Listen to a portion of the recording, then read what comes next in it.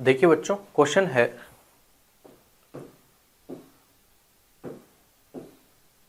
Question कह रहा है हमसे कि अ polyatomic molecule which CV is equal to 3R, CP is equal to 4R, where R is guessed constant, goes from phase space point A to point B and then C.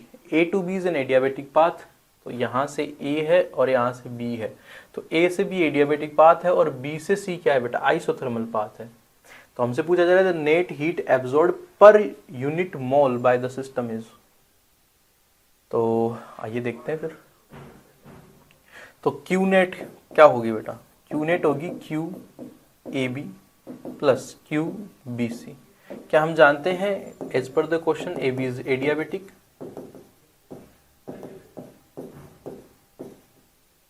And B C is isothermal, ठीक है। तो adiabatic में तो बेटा कोई heat interaction होता ही नहीं है, तो यहां से ही तो हो गया जीरो। तो क्यू नेट किसके बराबर आ जाएगी, अलोन क्यू बी सी के, ठीक है। तो apply first law of thermodynamics that states कि heat is equal to W plus delta U. अगर आइसोथर्मल है तो ये भी जीरो, इसका मतलब जो क्यू बी सी में गया होगा वो सारा का सारा वर्क डन ने लिया होगा, मतलब वर्क डन के थ्रू ही मतलब हीट ट्रांसफर है, ठीक है। और अगर ये आ गया हमारे पास में, बाकी की चीजें तो निकाल ही सकते हैं। फिर क्या वर्क डन का फॉर्मूला नहीं जानते तो आप आइसोथर्मल के लिए, तो work done for isothermal is N R T L N V final by V initial. तो वर्क डन आ जाएगा N R T by sorry L N.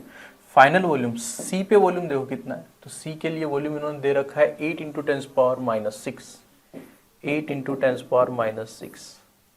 Initial इसके लिए बी बनेगा, तो बी पे वॉल्यूम दे रखा है 6 इंटू टेंस पावर माइनस 6, इससे ये कैंसिल आउट हो गया। तो वर्क डन कितना आ गया, एन आर टी, टी कितना दे रखा है देखो बच्चों 450, ये बन जाएगा एल एन, ये 2 से कैंसिल करोगे तो बनेगा 4/3। आगे देखिए वर्क डन आ गया मेरे पास में N R 450 N R L N 4/3। तो क्यू नेट में अगर मैं रखता हूं तो बेटा ये तो जीरो बन गया था, ये सिर्फ वर्क डन के बराबर हो जाएगा। तो Q net is equal to 450 N R L N 4/3। तो हमसे बोला गया था कि आप तो ये बताइए द नेट हीट एब्जॉर्ब पर यूनिट मोल। तो पर यूनिट मोल के लिए आप इसको एन से डिवाइड कर दो, तो ये लो per unit mole 450 R L N, property लगाए लॉग की, that is L N 4 minus L N 3, ठीक है। तो बेटा ये आंसर आना चाहिए आपका, और ये आंसर देख लीजिए कौन सा ऑप्शन में है। So this answer is in option number,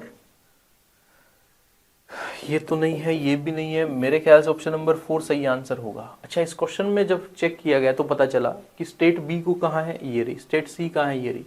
isothermal के लिए PB VB should be equal to PC VC. जब आप इस चीज को वेरीफाई करोगे तो ये शायद मैच नहीं कर रहा है। देखिए 6 इंटू 5 कितने हो गए 30, बस यही देख लो एक बार, है ना। और इसको देखो 8, और बाकी देखो 10 की पावर 4 और 10 की पावर -4 तो इन दोनों में भी है, -6 तो इन दोनों में भी है। ये कितने का चीज बन रहा है, कुछ 3 का, और यहाँ क्या बन रहा है 8। तो मतलब ये देखा जाए तो प्रोसेस फिजिबल नहीं है, बट हमने तो डेटा से अगर आंसर निकाला तो आंसर तो मिल ही रहा था। तो प्रोसेस तो फिजिबल नहीं है, एग्जीक्यूट नहीं करवा सकते, लेकिन आंसर आ गया। आंसर अपनी एक मैथमेटिक्स है, डेटा वैल्यू पुट करोगे फॉर्मूले में तो वो तो कुछ ना कुछ तो देगा ही। तो उसी के बेस पर आंसर निकाला इन्होंने, और फिर इन्होंने आंसर नंबर 4 को सही माना है, ठीक है। Thank you.